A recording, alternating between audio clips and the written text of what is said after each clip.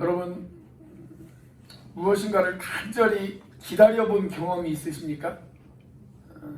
제가 이등병 때 내무반에서 각을 잡고 있었어요.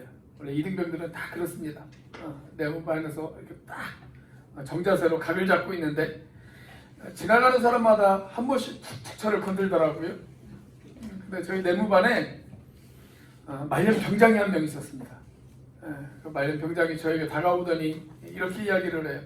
야 신병, 나는 앞으로 제대할 때까지 16일이 남았는데 너는 제대하려면 며칠 남았냐?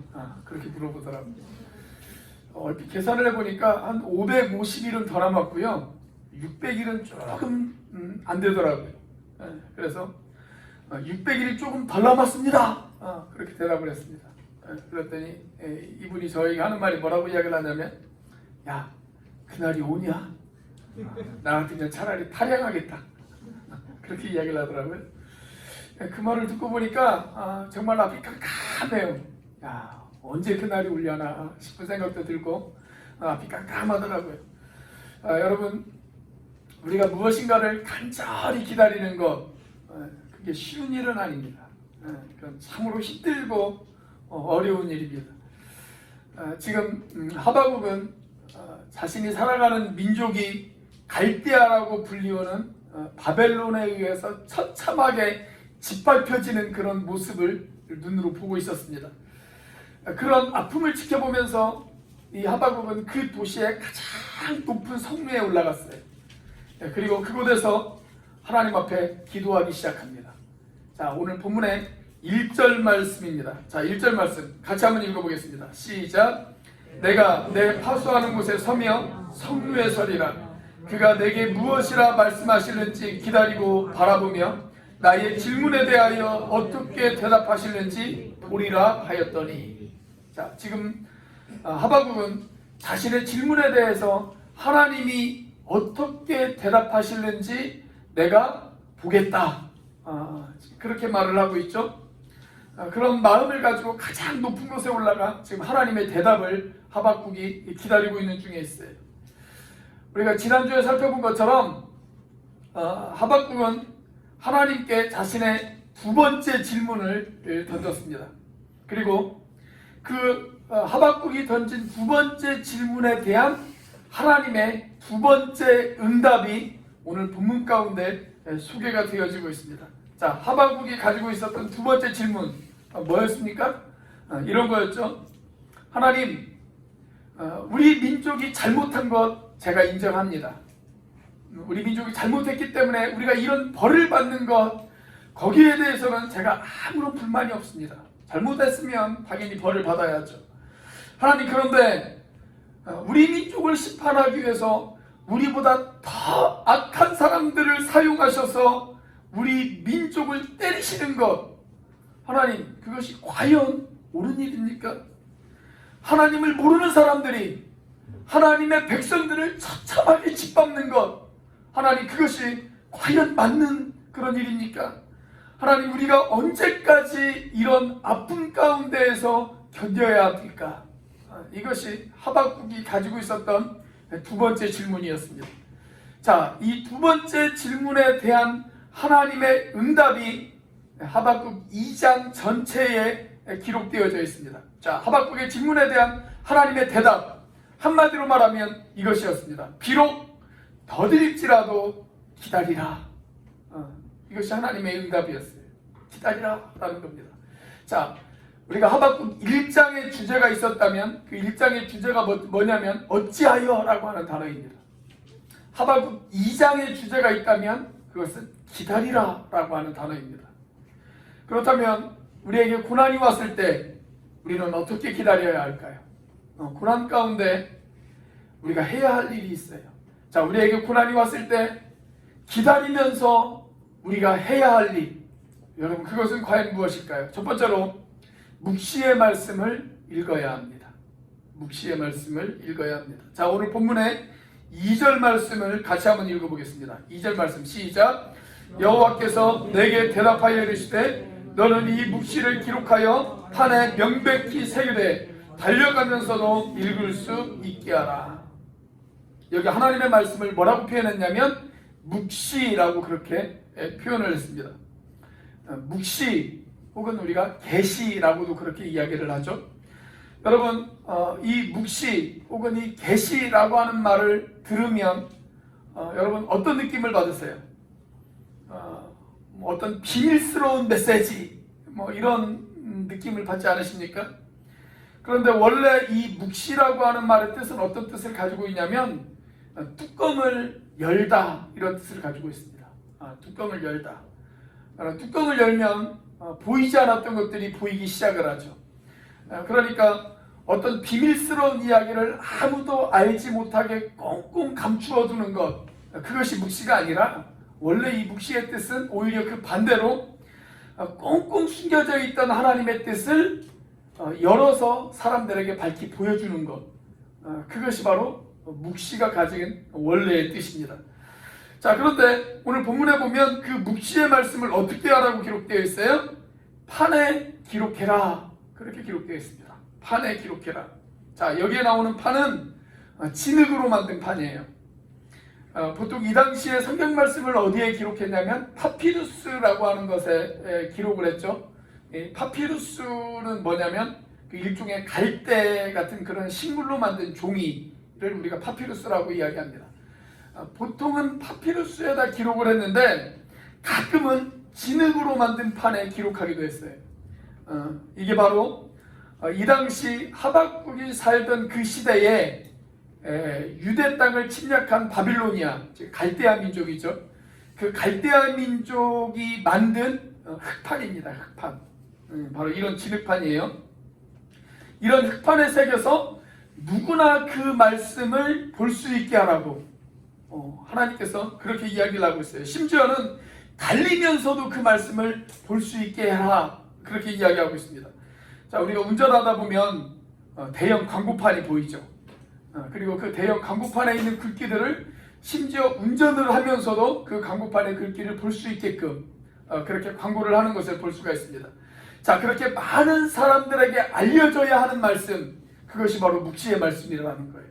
그러니까 이 말씀은 하박국이 살던 이 시대의 사람들만 알아야 되는 말씀이 아니고 모든 시대, 모든 하나님의 백성들 가운데 알려져야 하고 새겨져야 하는 말씀, 그 말씀이 바로 묵시의 말씀이다 라는 겁니다.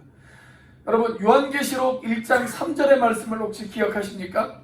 자, 요한계시록 1장 3절 우리 같이 한번 읽어보겠습니다. 시작!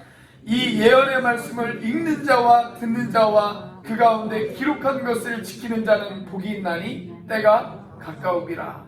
자, 여기 보면 어떤 사람이 복이 있다고 했어요? 예언의 말씀을 읽는 사람, 듣는 사람, 그 가운데 기록한 것을 다 지키는 사람, 그 사람들이 복이 있다, 그렇게 이야기하고 있습니다.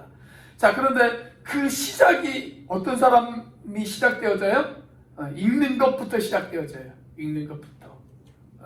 그래서 여기에서 우리가 배울 수 있는 중요한 사실이 하나 있습니다. 그게 뭐냐면 말씀을 읽는 것부터 복이 시작되어진다는 거예요. 복 받으려면 그 시작은 말씀을 읽는 것부터 시작을 하셔야 됩니다. 말씀을 읽을 때 그 말씀을 지루하게 생각하거나 아니면 그 말씀이 읽는 것을 짜증내거나 그러면 그건 정상이 아니에요. 말씀을 읽고 공부할 때 행복을 느끼는 사람, 그게 정상입니다. 여러분들은 어떻습니까? 여러분들은 정상이십니까? 비정상이십니까? 여러분, 초대교회부터 시작해가지고 중세에 이르기까지 신실한 그런 신앙을 가진 믿음의 사람들은 신앙생활의 가장 기초를 이렇게 이야기를 했습니다. 렉치오 디비나, 이렇게 이야기했습니다. 렉치오 디비나, 거룩한 독서라고 하는 뜻입니다. 여러분, 성경을 읽는다는 것은 거룩한 독서입니다. 그렇다면 여러분은 날마다 그 거룩한 독서를 하고 계십니까? 혹시 일주일에 딱 한 번 교회 나와서 설교 시간에만 성경을 펼치시는 그런 분은 혹시 안 계세요? 여러분, 그렇게 해서 신앙생활이 과연 유지되어질 수 있다라고 그렇게 생각이 되어지십니까? 세계적인 복음전도자 가운데 D.L. 무디라고 하는 분이 계시죠. 이분이 이런 이야기를 했어요. 평생에 자기 좌우명, No Bible, no breakfast. 그렇게 이야기했습니다. 이런 말입니다. 나는 성경을 먹지 않으면 아침을 먹지 않겠다. 그런 이야기예요. 나는 성경을 먹지 않으면 아침을 먹지 않겠다. 매일 아침을 성경으로 시작하고 하나님의 말씀으로 그 시작을 하겠다 라고 하는 신앙생활의 가장 기본적인 것을 그렇게 삼겠다라고 하는 이야기예요. 여러분, 저희 교회에서 제가 매일 성경을 가지고 여러분들에게 큐티를 하라고 강조하는 이유, 그리고 매달 그 큐티 본문을 카톡방에 올리는 이유, 그리고 그 큐티 본문을 여러분들이 잊을까봐 엘리베이터 게시판 옆에다 붙여놓는 이유, 그리고 매일매일 제가 한 큐티를 카톡방에 올리는 이유, 다 그 이유 때문에 그렇습니다. 제발 하루의 시작을 말씀으로 시작하십시오. 우리가 아이들을 키우다 보면 어린아이였을 때, 갓난아기였을 때는 어떻게 해요? 부모들이 먹을 것을 입에 떠먹여줘요. 그런데 그 아이가 조금 성장하면 어떻게 합니까? 자기가 스스로 음식을 떠서 먹습니다. 그러면 아이가 어느 정도 성숙한 거예요. 여러분들은 어떻습니까? 여러분들은 떠서 먹여 주셔야 됩니까? 아니면 떠서 먹습니까? 여러분들이 떠서 먹으실 수 있는 여러분들이 되시기를 주의 이름으로 축원합니다.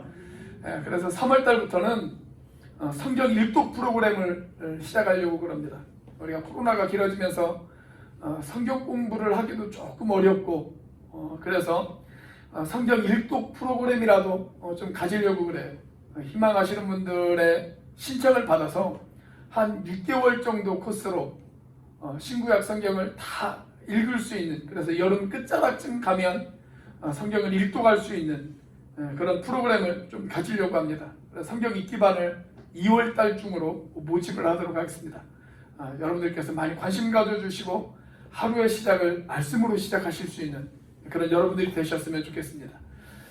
제가 좋아하는 사람 중에 유진 피터슨이라고 하는 사람이 있어요. 그가 쓴 아주 유명한 책 중에 이 책을 먹으라 라고 하는 책이 있습니다. 이 책에 보면 옛날 중세 수도사들이 했던 그 영성훈련 프로그램 중에 기도의 사다리라고 하는 그런 프로그램의 몇 가지 단계를 우리에게 소개해 주고 있어요. 가장 첫 번째 단계가 뭐냐면 렉치오입니다. 렉치오. 성경 읽기라고 그렇게 이야기할 수가 있어요. 자, 두 번째 단계는 뭐냐면 메디타치오입니다. 이것은 읽은 성경을 묵상하는 것, 그것을 이야기합니다. 자, 세 번째 단계가 뭐냐면 그 묵상한 말씀을 소리내어서 기도하는 것, 기도하기라고 이야기할 수가 있어요. 오라치오라고 하는데 말씀을 가지고 소리내어서 기도하는 것, 그것이 오라치오 세 번째 단계입니다. 자, 마지막으로 그 말씀을 붙들고 살아가는 콘템플라치오가 있습니다. 말씀을 내 삶 가운데 적용하기, 그 말씀을 붙들고 살아가기, 그것이 바로 마지막 단계입니다. 자, 이 네 가지의 단계는 우리가 밥을 먹는 것과 똑같아요. 우리가 밥을 먹을 때 어떻게 먹습니까? 먼저 음식을 입에 넣잖아요. 이것이 첫 번째 단계예요. 첫 번째 단계, 성경 읽기입니다. 음식을 입에 집어넣어요. 자, 그렇다면 음식을 입에 집어넣은 다음에 그 다음에 그 음식을 어떻게 합니까? 입에서 꼭꼭 씹죠. 꼭꼭 씹어요. 그것이 바로 두 번째 단계입니다. 자, 꼭꼭 씹었으면 그 다음에는 어떻게 해요? 그 음식을 삼켜요. 이것이 바로 기도하기예요. 기도하기. 자, 그렇게 되면 이제 마지막 단계 뭡니까? 그렇게 삼킨 음식을 위에서 소화를 시킵니다. 그래서 우리의 피가 되고 살이 되게 만들어요. 그것이 바로 살아가기입니다. 여러분, 특별히 우리에게 고난이 왔을 때 그 고난의 어두운 터널을 통과하면서 저와 여러분들이 가장 먼저 해야 할 일, 그것은 바로 성경을 읽는 것부터 시작하셔야 돼요. 말씀을 읽는 것부터 시작하셔야 됩니다. 여러분, 그 말씀을 읽는 것으로 하루를 시작하는 저와 여러분들의 삶이 되시기를 주님의 이름으로 축원합니다. 자, 우리가 기다리면서 우리가 해야 할 일 무엇일까요? 두 번째로 말씀의 성취를 기다려야 합니다. 말씀의 성취를 기다려야 합니다. 자, 오늘 본문의 3절 말씀입니다. 같이 한번 읽어보겠습니다. 시작. 이 묵시는 정한 때가 있나니 그 종말이 속히 이르겠고 결코 거짓되지 아니하리라. 비록 더딜지라도 기다리라. 지체되지 않고 반드시 응하리라. 자, 이 묵시라고 하는 말을 우리가 다른 말로 하면 계시라고 이야기할 수가 있습니다. 아까 말씀을 드렸죠. 그런데 이것을 또 다른 말로 바꿔서 부른다면 뭐라고 바꿔서 부를 수 있냐면 예언이라고 바꿔서 부를 수가 있어요. 다 같은 뜻이에요. 묵시나 계시나 예언이나 다 같은 뜻을 가지고 있습니다. 자, 성경은 예언의 말씀입니다. 자, 그런데 우리가 예언 그러면 여러분들의 머릿속에 가장 먼저 떠오르는 생각은 어떤 생각이 떠올라요? 예언 그러면 앞으로 일어나는 어떤 사건에 대해서 미리 이야기하는 것, 우리가 그것을 예언이라고 생각하죠. 물론 그것도 예언이에요. 그런데 성경에서 이야기하는 예언은 좀 더 포괄적인 그런 뜻을 가지고 있습니다. 우리가 어떻게 살아야 하는지, 우리가 앞으로 나아가야 될 방향을 제시하는 것, 그것도 예언의 범주에 들어갑니다. 그것까지가 예언이에요. 그래서 우리가 이렇게 제가 설교하는 것, 이 설교도 예언이라고 할 수가 있습니다. 혹은 여러분들이 기도를 해요. 여러분들이 하나님의 말씀을 묵상해요. 하나님의 말씀을 묵상하면서 내가 이렇게 살아야 되겠구나 라고 하는 어떤 방향이 잡혀요. 그것도 예언의 말씀이라고 할 수가 있어요. 그 순간 내가 하나님으로부터 예언의 말씀을 받은 것입니다. 자, 그런데 여러분, 모든 예언은 그 예언이 성취되기까지 필요로 하는 것이 있어요. 그게 뭐냐면 시간을 필요로 해요. 예언이 성취되어지기까지 시간을 필요로 하고 그 시간 동안 우리는 기다려야 합니다. 그래서 오늘 본문의 3절에서 하나님이 하박국 선지자에게 한 가지 예언을 하죠. 자, 무슨 예언을 합니까? 그 종말이 속히 이르겠고 라고 그렇게 예언을 하십니다. 자, 누구의 종말을 말하는 거예요? 지금 유대를 침략하고 있는 갈대아라고 불리우는 이 바벨론의 종말을 하나님께서 예언을 하고 계시는 거예요. 자, 하박국 선지자가 계속해서 하나님 앞에 뭐라고 질문을 던졌어요? 이런 질문을 던졌죠. 하나님, 우리보다 악한 저 갈대아 민족이 우리를 침략하는 것, 그것이 과연 옳은 일입니까? 이 질문을 계속 하나님 앞에 던지잖아요. 이 질문에 대해서 하나님이 대답이 뭐냐면 바로 이런 대답이었어요. 바벨론이 너희를 치는 것, 너희를 침략한 것, 그것은 뭐냐면 내가 바벨론을 회초리로 삼았기 때문이야. 그리고 그 회초리가 역할을 다하면 그 회초리는 불타는 아궁이에 던져져 버릴 거야. 그리고 그날이 속히 올 거야. 그동안은 너희들이 어떻게 하라고요? 기다리라 하는 거예요. 그동안은 너희들이 기다리라. 이게 하박국의 질문에 대한 하나님의 대답이었어요. 실제로 세계 역사를 보면 BC 626년에 신바벨론이라고 하는 제국이 등장을 합니다. 그리고 이 바벨론이 이집트를 침략해요.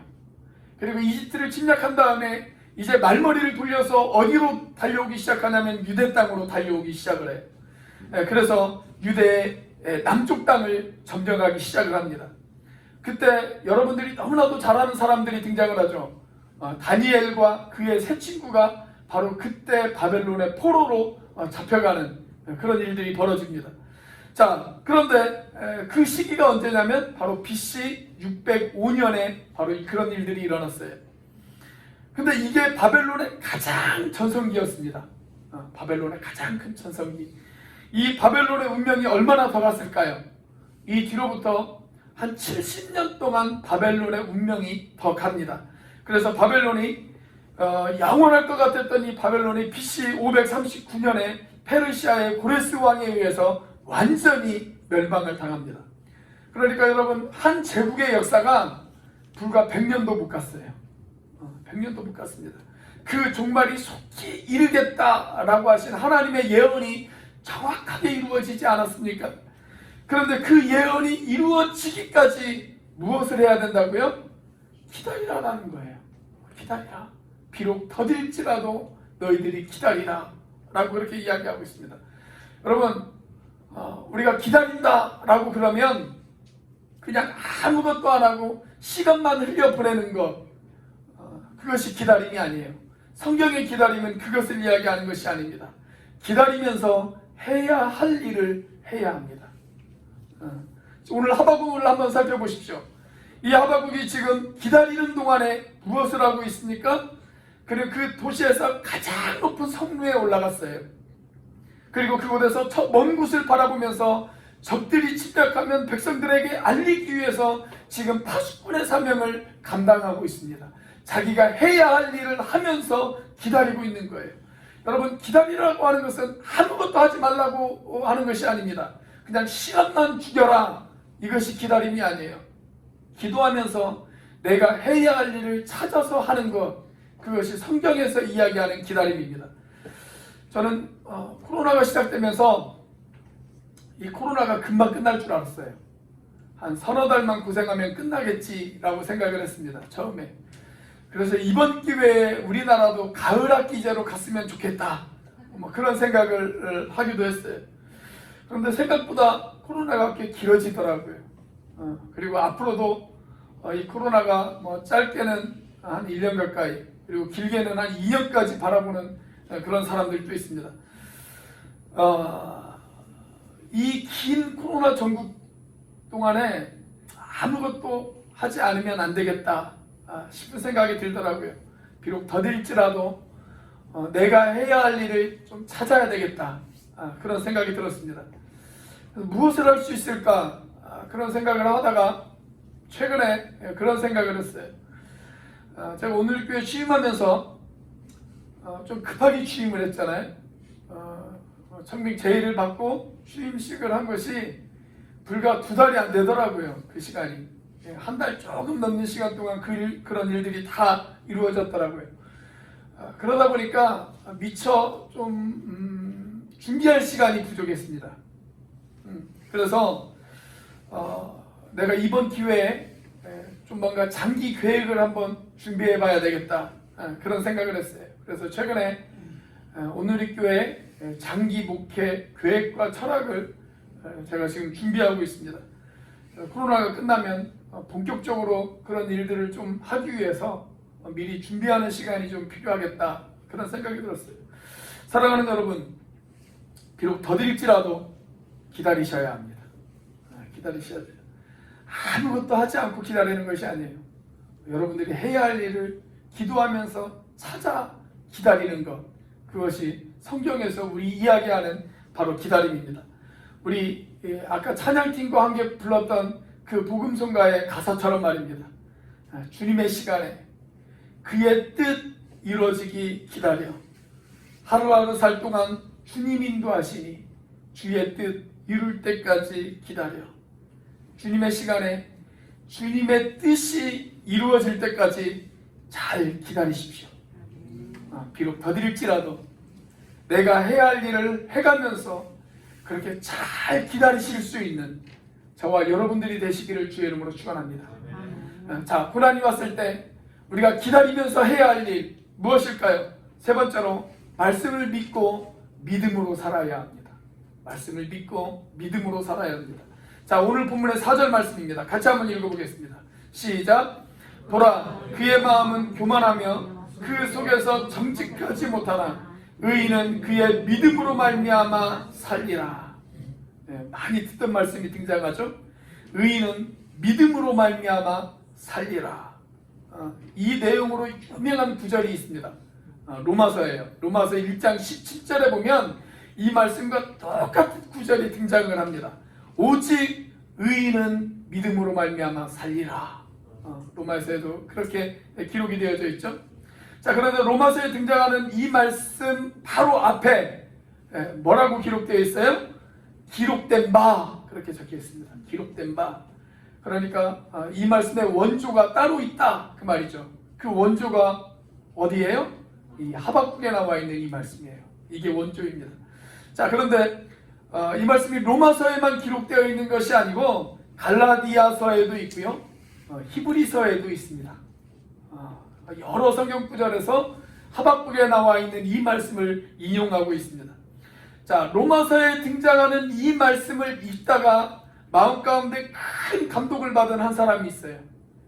그리고 이 사람을 통해서 역사의 한 획이 그어지는 그런 사건이 벌어집니다. 그 사람이 누구냐면 마틴 루터입니다. 마틴 루터가 종교개혁을 일으키잖아요. 자, 마틴 루터가 종교개혁을 일으키면서 그가 마음 가운데 간직했던 한 가지의 표어가 있어요. 그 표어가 로마서에 나오는 바로 이 말씀에서 나왔어요. 오직 믿음, 오직 믿음. 그 말씀이, 그 표어가 바로 이 말씀에서 나왔습니다. 자, 우리가 고난 가운데 있을 때 예언의 말씀을 붙잡고 그 말씀을 읽는 것 중요하죠. 말씀을 읽고 묵상하는 것, 그건 시작이에요. 시작. 그 시작도 중요해요. 자, 그런데 그 시작은 결국 무엇을 하기 위한 시작이냐? 그 말씀을 붙들고 그 말씀을 하루하루 그 말씀을 붙들고 살아가기 위해서 말씀을 읽는 거예요. 그냥 말씀을 읽는 것 그거 자체는 아무 의미가 없어요. 그 말씀을 읽었으면 그 말씀을 묵상하고 그 말씀을 기도하고 그 말씀을 붙들고 하루하루 살아가는 것, 그것을 하기 위해서 우리가 말씀을 읽는 것입니다. 자, 4절에 하박국에게 하나님이 하신 말씀도 바로 그 말씀이에요. 자, 갈대아 사람들이 지금 폭력을 휘두르고 있어요. 잔인하게 유대 사람들을 죽이고 있습니다. 그 고통 속에 부르짖던 이 선지자에게 지금 하나님이 뭐라고 이야기합니까? 그 고난의 한복판에서 오직 믿음으로 네가 주님을 바라보라고, 그리고 믿음으로 살아야 된다고 지금 하나님께서 그 이야기를 하시잖아요. 조앤 밀러라고 하는 미국의 한 여성 그리스도인의 간증을 제가 읽은 적이 있습니다. 그녀는 1980년대 자기 딸을 만나기 위해서 딸이 살고 있는 하와이를 방문을 합니다. 그런데 자기 딸이 사는 그 집에서 그리 멀지 않은 곳에서 기도회가 있었고 그 기도회에 초청을 받았어요. 그 기도회에 참석을 했습니다. 기도회니까 그 기도에 참석한 사람들이 삥 둘러앉아서 서로 각자의 기도 제목들을 내놓기 시작을 하는 거예요. 이 조앤 밀러라고 하는 여인도 자기의 기도의 제목을 내놓고 기도를 요청을 했습니다. 이런 기도의 제목이었어요. 저는요 30년 이상 제 남편이 알코올 중독에 빠져 있습니다. 제 남편을 위해서 기도를 시작한 지 벌써 23년이 지났습니다. 그런데 여전히 제 남편은 알코올 중독에서 헤어나오지 못하고 있습니다. 하지만 저는 제가 정말 좋아하는 복음송가의 가사처럼 주님의 시간에 주님께서 주님의 뜻을 이루어 주실 것을 제가 믿습니다. 그렇게 이야기를 하는 거예요. 그렇게 기도의 제목을 내놓았어요. 그런데 이 조앤 밀러가 이야기를 하는데 그 이야기를 들으면서 그 모임에 참석한 한 여인이 갑자기 빙그레 웃기 시작을 합니다. 그리고 그 옆에 있는 기타를 들었어요. 그리고 뭐라고 말을 하냐면 이렇게 이야기를 하는 거예요. 제가 바로 그 노래를 만들었습니다. 제가 그 노래를 제가 만들었습니다. 그 여인이 바로 나이언 볼이라고 하는 여인이었습니다. 이 여인이 아까 우리 찬양팀과 함께 불렀던 주님의 시간에, 영어로는 In His Time이죠. 그 찬양을 작사하고 작곡했습니다. 지금은 이 복음성가가 우리 찬송가에도 들어가 있어요. 자, 이 조앤 밀러가 얼마나 기뻤겠어요. 얼마나 감사하겠습니까? 자기가 가장 좋아하는 찬양인데 그 찬양을 만든 사람을 만났으니까 얼마나 기쁘겠어요. 그리고 그 자리에서 그 찬양을 함께 불렀어요. 그 찬양을 함께 부르면서 지쳐가던 이 여인이 마음 가운데 힘과 용기를 얻었습니다. 그리고 마음 가운데 확신을 얻었어요. 그래, 하나님은 하나님의 시간에 나의 기도를 반드시 응답해 주실 거야. 그런 확신을 갖고 내가 그동안 내가 더욱 믿음으로 살아야지, 이렇게 결단을 하게 되어졌습니다. 1994년 어느 날 그녀의 남편이 병원을 가게 되어졌습니다. 병원에서 진단을 받습니다. 근데 병원 의사가 경고하기를 뭐라고 경고를 했냐면, 당신이 술을 끊지 않는다면 당신의 몸이 곧 마비 증세가 일어날 것입니다. 그렇게 이야기를 하는 거예요. 그리고 그 순간 1959년부터 1994년까지 무려 35년간 마셨던 알코올을 한순간에 끊는 그런 기적이 일어납니다. 그뿐 아니라 그때부터 하나님의 말씀을 믿고 또 하나님을 신뢰하고 믿음의 사람으로 이 남편이 변화되어지기 시작을 해요. 다른 남편의 이야기라고 별로 감동이 안 되십니까? 여러분, 이 찬양의 원래 가사는 이렇습니다. 이 찬양의 원래 가사, 주님의 시간에 모든 것을 아름답게 만드시네. 주여 날마다 저에게 보여주소서. 나에게 당신의 길을 가도록 가르쳐 주소서. 당신의 시간에 당신이 말씀하신 대로 이루실 것을 나는 믿습니다. 이것이 원래 가사입니다. 사랑하는 여러분, 주님의 시간에 주님께서 말씀하신 것을 이루는 그 은혜가 저와 여러분들에게 있기를 주의 이름으로 축원합니다. 모든 것을 아름답게 만드실 그 주님을 믿고 이 고통의 때, 이 시련의 때 비록 더딜지라도 우리가 마땅히 해야 할 일을 해가면서 그렇게 참고 기다리시는 저와 여러분들의 삶이 되시기를 주의 이름으로 축원합니다. 기도하시겠습니다.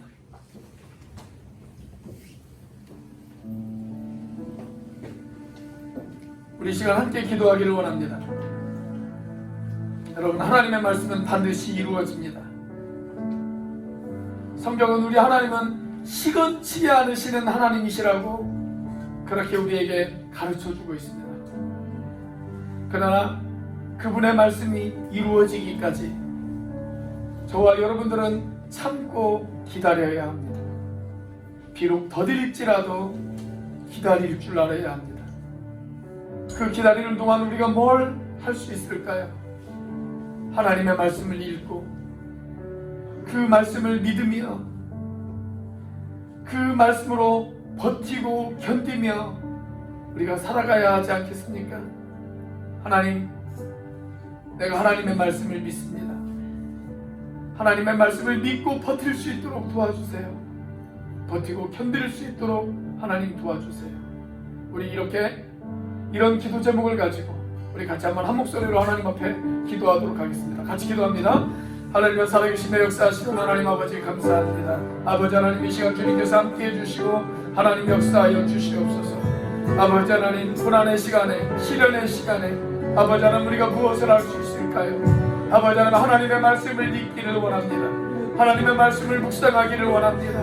하나님, 그 말씀으로 하루를 시작하기를 원합니다. 아버지 하나님, 그리고 그 말씀을 신뢰하며 하나님, 그 말씀으로 아버지 하나님, 우리가 살아가기를 원합니다. 아버지 하나님의 말씀으로 우리가 버티기를 원합니다. 하나님, 우리가 견디기를 원합니다. 아버지 하나님, 주님 함께하여 주옵소서. 아버지 하나님, 이 시련의 시간, 아버지 하나님, 이 고통의 시간, 아버지 하나님, 주님을 믿고 주님을 바라보며 아버지 하나님, 비록 더딜지라도 하나님 견디어 나갈 수 있는 우리들이 되어줄 수 있도록 하나님 인도하여 주시옵소서. 주님의 시간에